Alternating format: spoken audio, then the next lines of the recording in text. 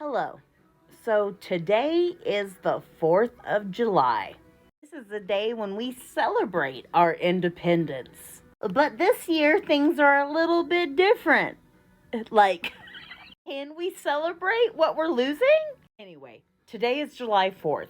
And while fireworks pop in the sky and flags wave with a little bit of hollow pride, many of us don't feel like celebrating. Imagine that! So this week, under the sky's sneak a peek of the electric truth, Venus and Uranus had a big conjunction. And what else is going on? Oh, Neptune's going retrograde. We didn't just get another holiday. We got the big, beautiful bill.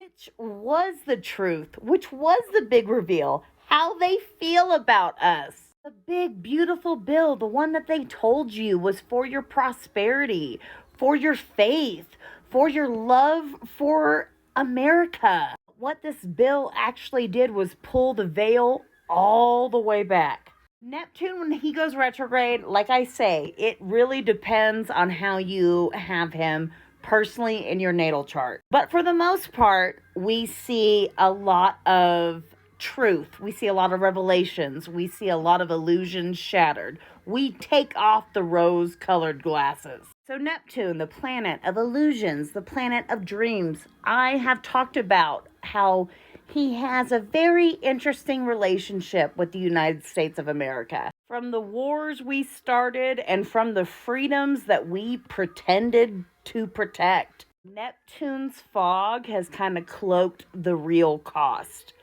But we cannot let it cloak us now. We have to see the truth. We have to take off the rose-colored glasses.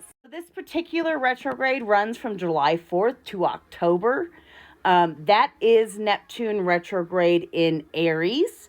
And then from October to December, Neptune will be retrograde in Pisces again. So at first we have the sign of war, the sign of first blood, the sign of new beginnings. Then after that it slides back into endings and into surrender and into sacrifice. Ask yourself, what was going on back in March? Okay? What were you distracted by then? What were we distracted by then? What laws were quietly being rewritten? What rights eroded in the silence? Saturn will eventually be going retrograde too. So the systems that we have trusted for so long, they are unraveling, okay? They are unraveling and revealing the architecture of oppression that stands beneath them. I'm not gonna lie, the fog is still thick right now with the coup, with Neptune going retrograde, but you need to see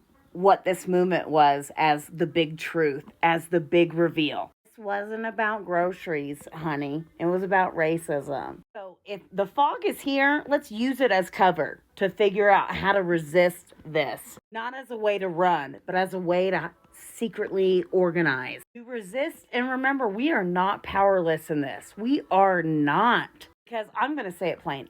Fuck alligator Alcatraz. It is not alligator Alcatraz. It is alligator Auschwitz. And I'm not going to call it anything else. I'm going to say, fuck the bills dressed as freedom while they cage us from below. This land is your land. This land is my land, okay? That's what I was raised on. It was never meant to be stolen. It was never meant to be privatized. It was never meant to be poisoned. It is time for us to remember what liberation looks like. And it doesn't look like what's happening right now. Not red, not white, not fucking blue, but truth, fire, and the collective uprising. I think it's interesting all the times I have connected Neptune with the history of America. Neptune's ups and downs, the conjunctions, the squares, and how it has represented America, because America has never been clear on what its boundaries are. America tends to think that it's boundless, like Neptune. But it's up to us. It is up to us. Happy 4th of July, okay? We're not celebrating our independence. We're fighting for it.